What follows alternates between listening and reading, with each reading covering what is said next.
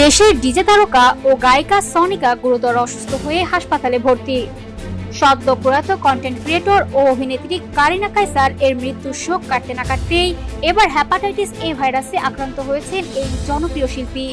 বর্তমানে রাজধানীর বনানীর একটি বেসরকারি হাসপাতালে চিকিৎসাধীন রয়েছেন তিনি। নিজের অসুস্থতার খবরটি ভক্তদের সঙ্গে ভাগ করে নিয়েছেন সনিকা নিজেই। সোমবার রাতে সামাজিক যোগাযোগ মাধ্যমে হাসপাতালের বেডে শুয়ে থাকা একটি ছবি পোস্ট করেন তিনি। ছবির ক্যাপশনে লেখেন, আগামী কয়েকদিনের জন্য এটাই আমার ঘর।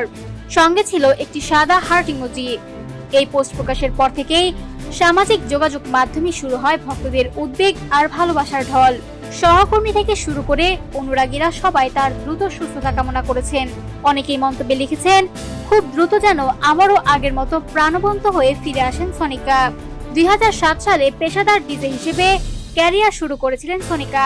খুব অল্প সময়ের মধ্যেই দেশের সঙ্গীতাঙ্গনে নিজের আলাদা পরিচিতি তৈরি করেন তিনি। শুধু বাংলাদেশে নয়, আন্তর্জাতিক অঙ্গনেও দেশের প্রতিনিধিত্ব করেছেন এই শিল্পী। 2011 সালের আইসিসি ক্রিকেট বিশ্বকাপের উদ্বোধনী অনুষ্ঠানে সঙ্গীত পরিবেশনের মাধ্যমে ব্যাপক প্রশংসা কুড়ান তিনি। ডিজে সঙ্গীতে বিশেষ অবদানের জন্য 2013 সালে অর্জন করেন শ্রেষ্ঠ বাংলাদেশী মহিলা ডিজে সম্মাননা। 2014 সালে প্রকাশ পায় তার প্রথম মিউজিক ভিডিও ভাল লাগে, যা দর্শকদের মাঝে বেশ সাড়া ফেলেছিল।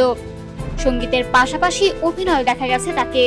ছোট পর্দার লাস্ট সিকোয়েন্স এবং ট্রিপল এফ নাটকে অভিনয় করে দর্শকদের প্রশংসা কুড়িয়েছেন এই জনপ্রিয় তারকা।